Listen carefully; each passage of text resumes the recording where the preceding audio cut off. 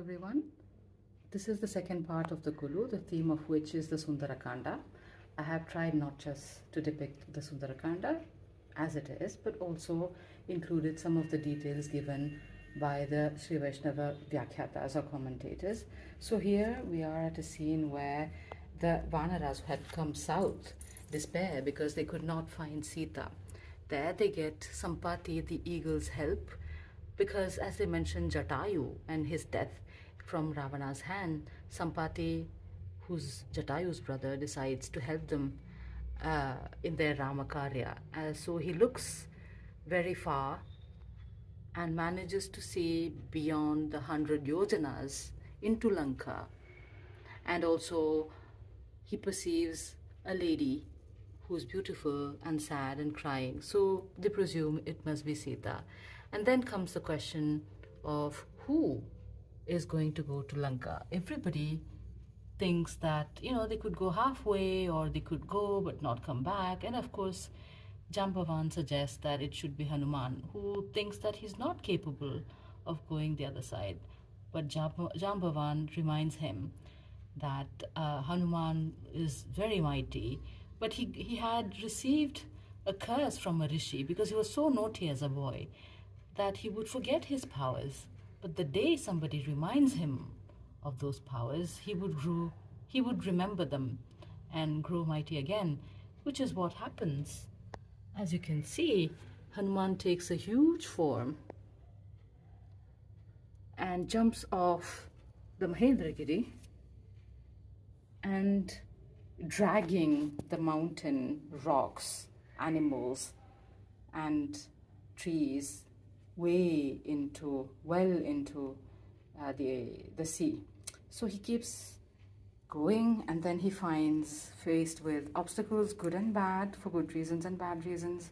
You have the Mainaka mountain, a friend of his father's who wants to receive him properly. Hanuman tells him, on my way back, not now.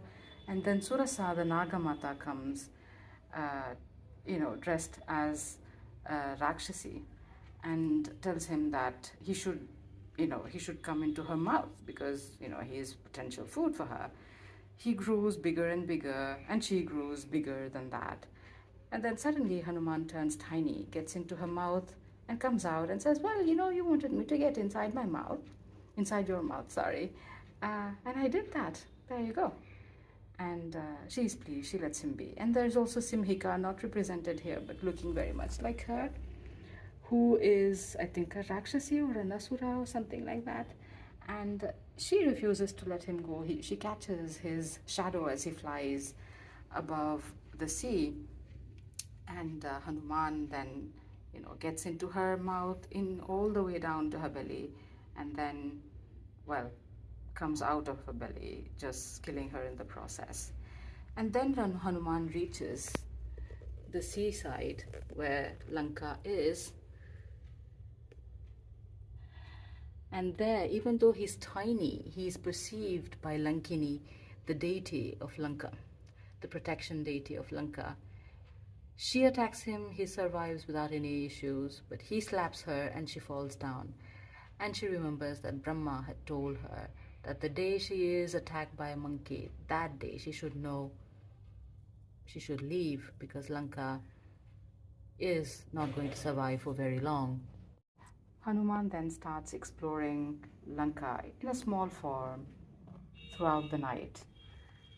He sees many people, many houses, including Ravana, and this very beautiful woman who also looks Satvika, whom he thinks is Sita, and gets very happy before realizing that Sita wouldn't be this happy and well dressed and sleeping when she's been parted from her beloved husband.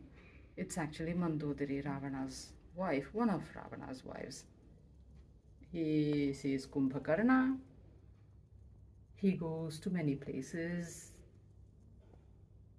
but doesn't see Sita anywhere till he realizes that maybe he has missed a spot, and that spot is the Ashokavana.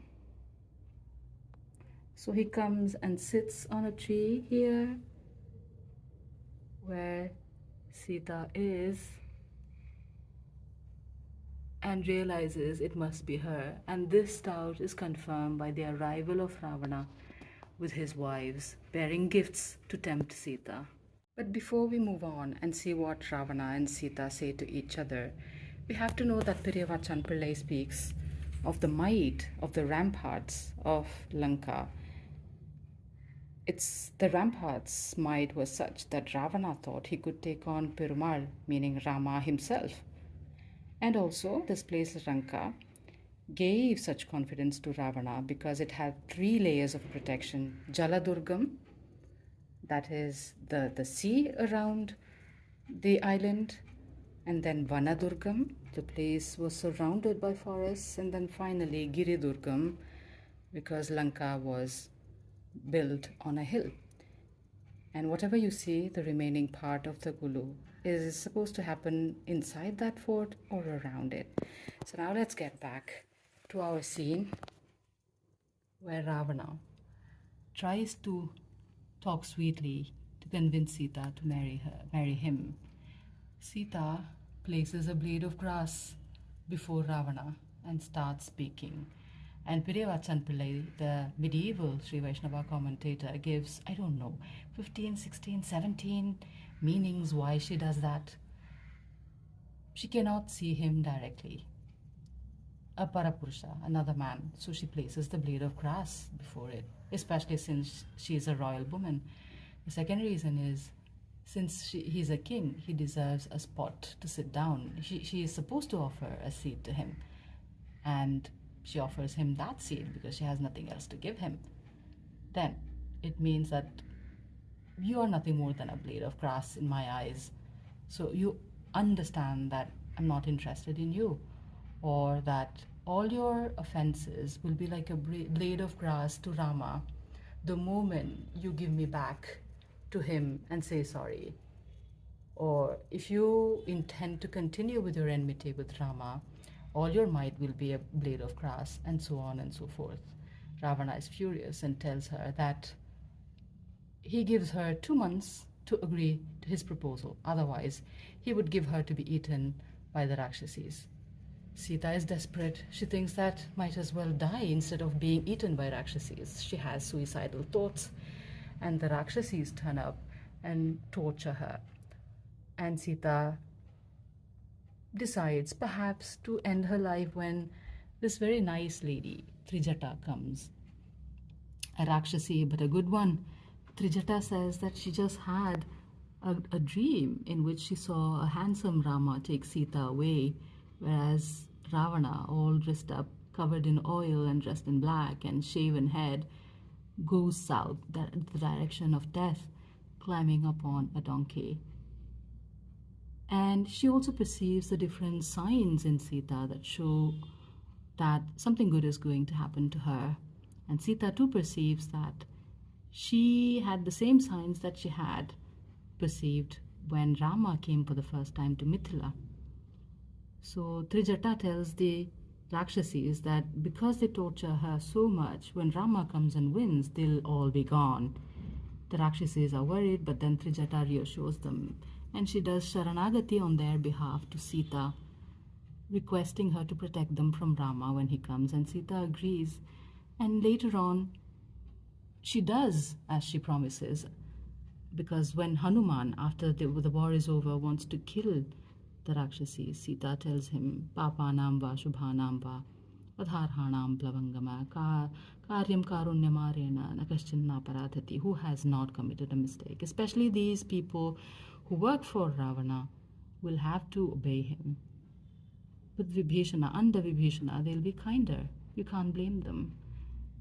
So that comes later. And the Acharyas say that this Sharanagati, this, how shall I put it, this giving of refuge by Sita is greater than Rama's, because Rama protects whoever approaches him asking for Sharanagati, whereas Sita gives Sharanagati even to those people who do not approach her, like these Rakshasis. Despite the omens, the good omens, and Trijata's reassurances, Sita is still nervous, depressed even, and decides that maybe she should just go ahead and take her life. And Hanuman, who is above there on one of the trees, the Shimshupa tree, senses that. But then, to speak or not to speak? Because if he speaks, he might scare her away, a monkey speaking the language of humans. If he doesn't speak, it might be too late to save her. But he takes the risks and decides to very sweetly tell Rama's story from his birth to his getting to the um, jungles and then losing Sita, befriending Sugriva, and then sending the Vanara army in search of Sita, and says, well, I've crossed the sea here and come here, and I see somebody who is like Sita. Could it be her? Sita is both happy and nervous. Happy because in this awful, awful place, somebody is speaking about Rama, which is like Amrita to her. So this Rama Amrita saves her life. But at the same time, it could be the deeds of a Rakshasa, to trust or not to trust. Then she looks, and then she sees a very small monkey actually telling the whole story. Is that really a monkey, or could that be Ravana? Hanuman reassures her. He is indeed Rama's Duta. Sita has her doubts, so she asks him to describe Rama if he really knows him as well as he says he does. Hanuman says that's impossible. Rama is so handsome, but still, he says, he would try. And then he starts describing Rama in the most beautiful ways. Rama is present in that sense in the whole Kanda, in Sita's thoughts and words, and Hanuman's thoughts and words, and everybody's hearts. Even Ravana must have been thinking of him constantly. Sita is partly reassured, and to complete that process of building trust, Hanuman offers her the ring that Rama gave him. And Sita is totally convinced. She cries, she's happy. She wonders, now she trusts Hanuman, but wonders why Rama hasn't come so far, so long. Hanuman explains how things stand there. Rama doesn't know where Sita is, but once he goes back, everything should be fine. Don't worry. But Sita, well, she is sad. She says, well, 2 more months and then I'll be gone. I won't wait for longer than 2 more months. Then Hanuman says, well, you don't have to wait for 2 months. I could take you now. You could sit on my shoulders and leave. And then Sita says, look at you. You're tiny. How can you carry me? And then Hanuman says, oh dear, I'm not this tall, Amma. I'm not like this all the time. I can become big like this. He becomes so big that the Vyakyatas say that the sun and the moon became his earrings. He became that huge. Sita is worried looking at him. She asks him to come back to his usual form and tells him that, well, she would not voluntarily touch another man. Besides, Ravana brought her here in stealth, and she doesn't want to be taken back to Rama in stealth. That would just be an insult to Rama. Let him come, win the war, and take her back. Hanuman agrees. But he couldn't possibly go back just like that. Well, Sita gives him as a sign to prove to Rama that he indeed saw Sita, the Chudamani, a stone that came during the milk churning, when the milk ocean was churned. And also, she tells him of an event that happened that only Rama and she knew. This and the Chudamani should be enough to reassure Rama that Hanuman indeed saw Sita and spoke with her. But Hanuman could not possibly go back just with that. What if Rama asked him, how about Ravana's powers? What is his might? Does he agree to give back Sita? How would he respond? Would he say, well, I didn't quite speak to him. I came back immediately. That wouldn't sound very good. So he decides to do something about it. He provokes the soldiers there, destroys the garden and palaces around. The soldiers, the Rakshasas that attack him, ministers of Ravana's, and one of Ravana's son, Akshakumara, before finally agreeing to be bound by Indrajit's Brahmastra. The Brahmastra, he had obtained a boon not to be harmed by it, but he was supposed to respect being bound by it for one muhurta, 48 minutes, or something like that. He does that, but the other Rakshasas come and tie the many different types of ropes around him just in case he escapes. Very big mistake, because the Brahmastra, which is so potent, would just leave that place if it's insulted by the presence of other cords or ropes or whatever you call it. So Indrajit understands that if Hanuman remains tied despite this, then it means that he is not bound at all. He's just pretending. Why is he doing that? That's because Hanuman hopes to have audience with Ravana. Audience with Ravana happens. Who are you? Asks Ravana. I'm Rama's Duta. I'm Rama's messenger. Oh, that forestier who errs from one forest to another. You are his messenger, are you? Well, if you knew he was, you wouldn't say that. Vali, who had tied you to his tail and roamed about, Rama managed to kill him just with one arrow. How would you dare speak about him in this way? Asks Hanuman, and advises him very wisely to just give away Sita to him and apologize. Rama is so generous and so full of grace, that he would agree to forgive Ravana. Ravana could just save his whole Lanka, his palace, his family, his sons, and his subjects. Ravana grows furious. He decides to kill Hanuman. But then at that time, Vibhishana, his younger brother, who was very sattvika, came to him and tells him that a messenger should not be killed. It's against the Dharma Shastra. And also, it would seem as if Ravana killed him out of fear, because now that the messenger knows about the might of Lanka, he might tell about it to Rama. Ravana agrees and then decides to maim the monkey, which is a lighter version of a punishment, of course.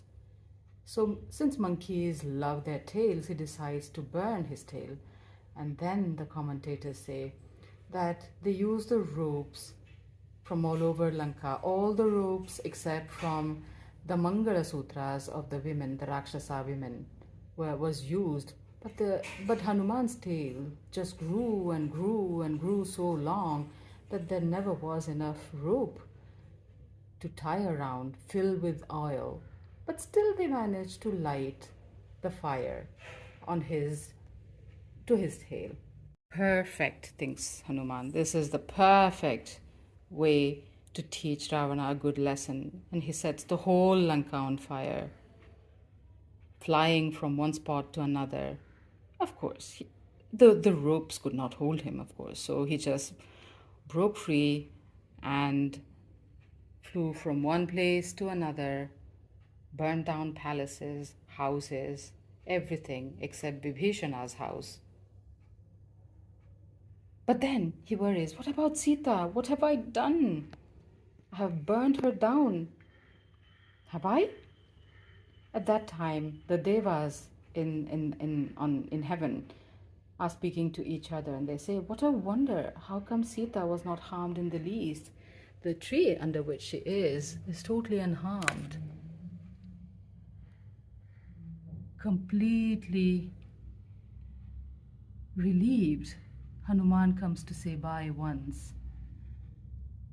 Sita reveals that even though his tail was burning, he didn't feel that burning sensation because she had asked Agni not to burn his tail. Hanuman says bye. Sita doesn't want to let him go, but he has to go to bring back Rama and Sugriva's armies.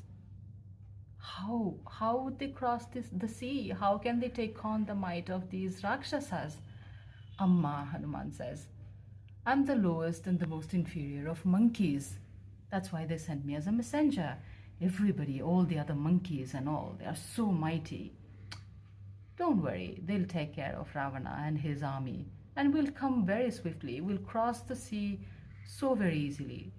Not to worry, he says, and then leaves. Flies back over the sea, and then reaches his friends, tells them what happened. Since they had been looking for Sita for so very long, not eating for so very long, they decide to go to one of Sugriva's favorite gardens, Madhuvana.